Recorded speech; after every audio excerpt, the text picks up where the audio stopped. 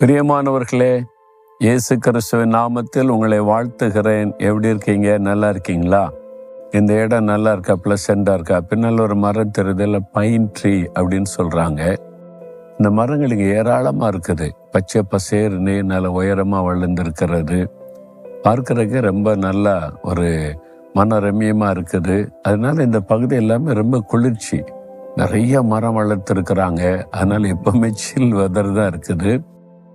ஒரு சந்தோஷம் இல்லை, இந்த ஒரு கிளைமேட் சேஞ்சு சில் வெதர்னாலே மனசு ஒரு சந்தோஷம் வருது இல்லை. அது காரணம் இந்த மக்கள் நிறைய மரம் வளர்த்து தோட்டங்களெல்லாம் வைத்து அதை நல்லா பராமரித்து கொண்டு வர்றாங்க. நாமும் கூட மரங்களை வளர்த்து அதை பராமரிக்கணும். அது நமக்கு ஆசீர்வாதம். ஆண்டவர் அதற்கு தான் நம்ம அந்த மரங்களை எல்லாம் சிருஷ்டித்து உண்டாக்கி தந்திருக்கிறார். அதனால அதை நான் இங்கே பார்த்து ரொம்ப சந்தோஷப்படுகிறேன். எல்லா வீட்லையுமே மரங்கள், பெரிய பெரிய மரங்களை வச்சு பராமரிக்கிறாங்க. செடிகள், பூக்கள், உடுகுடி செடிகள் ரொம்ப அழகா இருக்கிறது. நம்ம வீட்டுக்கு சுற்றி கூட அது மாதிரி சின்ன சின்ன தோட்டங்களை அமைத்து ஒரு அழகா வைத்து கொள்ள முடியும்.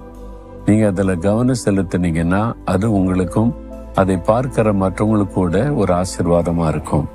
சரி, இன்றைக்கு ஆண்டவர் என்ன வசனம் எனக்கு சொல்லுகிறார் என்று நினைக்கிறீங்களா? ஏசாயா 57:18 ஆண்டவர் சொல்றாரு, நான் திரும்பவும் அவர்களுக்கும் அவர்களிலே துக்கப்படுகிறவர்களுக்கும் ஆறுதல் அளிப்பேன். அவர்களிலே துக்கப்படுகிறவர்களுக்கு ஆறுதல் அளிப்பேன். ஏதோ ஒரு துக்கம் உங்களுடைய உள்ளத்தில் இருக்குது இல்லை?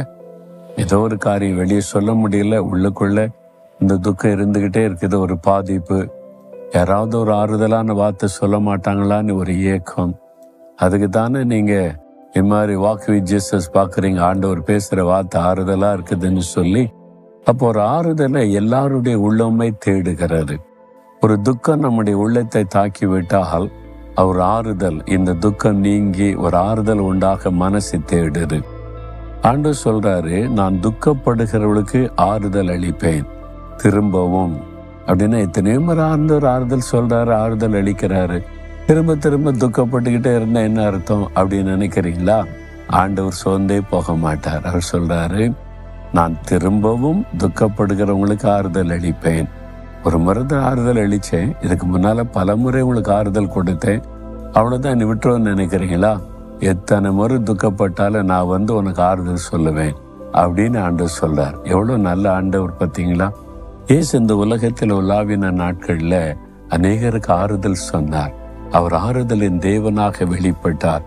பாவத்தின் நிமித்தமாய் உள்ளம் காயப்பட்டு சமுதாயத்தால் புறக்கணிக்கப்பட்ட ஒரு பெண் கண்ணீர் ஒடித்த போது இயேசு சொன்னார், மகளே, உன் பாவம் மன்னிக்கப்பட்டது, நீ சமாதானத்தோட போ, நான் உன்னை நியாயம் தீர்க்க மாட்டேன், நீ போ, இனி பாவம் செய்யாதே. ஆறுதலான வார்த்தை சொன்னார். ஒரு விதவை கண்ணீர் விட்டு அழுகிறாள். தன் மகன், ஒரே மகன் மரித்து விட்டான். அது மிகப்பெரிய துக்கம். நான் அனாதையாக்கப்பட்டுட்டேனே, இனிமேல் இந்த உலகத்தில் எனக்கு யார் இருக்கிறான்னு கலங்கும் போது ஊரே திரண்டு வந்தது. ஆனா ஒருத்தர் ஆறுதல் சொல்லவில்லை. இயேசு மனதுருகி கிட்ட போய், ஸ்திரியே, நீ அழாதே, நீ கண்ணீர் வடிக்காதே, நீ அழுவதை என்னால் சகித்து கொள்ள முடியல, தாங்க முடியலன்னு சொல்லி அழுகையை மாற்றும்படி ஆறுதல் சொல்லி ஒரு அற்புதம் செய்து அந்த மகளுடைய துக்கத்தை சந்தோஷமாய் மாற்றினார். இந்த வேதத்திலே பார்க்கிறோம்.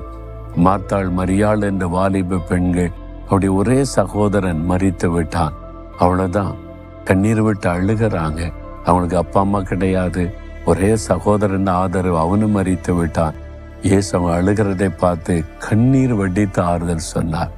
அழுது கொண்டே ஆறுதல் சொன்னார். அவருடைய கண்ணீர், அவருடைய துக்கத்துல நானும் பங்கு பெறுகிறேன் என்று சொல்லி அவளை ஆறுதல் படுத்தும்படி மரித்து போன வாலிபனை உயிரோடு எழுப்பி கொடுத்தார். உங்களுக்கு செய்வார். என்ன செய்தா நீங்க ஆறுதல் அடைவீங்க, அது ஆண்டவருக்கு தெரியும். ஒரு அற்புதம் நடந்தாதான் நீங்கள் ஆறுதல் அடைவீங்க. கட்டாயம் அந்த அற்புதத்தை இயேசு உங்களுக்கு செய்வார்.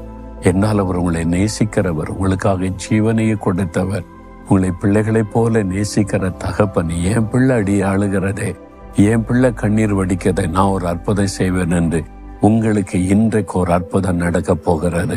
உங்களை ஆறுதல் படைத்த ஒரு அற்புதம் செய்து உங்களுடைய துக்கத்தை மாற்றி அவர் மகளை செய்வார். அதுக்கு தான் அவர் சிலுவைக்கு போனார். ஆண்டவரே, எங்களுக்காக எங்களை ஆறுதல் படுத்த கல்வாரி சிலுவையிலுமை பலியாய் கொடுத்து இந்த மகன் இந்த மகள் துக்கத்துல கலங்கி நிற்கிறாங்க. அவனுடைய உள்ள மாறுதல் அடையும்படி ஒரு அற்புதத்தை செய்யும். இயேசுவின் நாமத்தில் ஒரு அற்புதம் நடக்கட்டும். இன்றைக்கே இப்பொழுதே நடக்கட்டும். இயேசுவின் நாமத்தில். ஆமேன், ஆமேன்.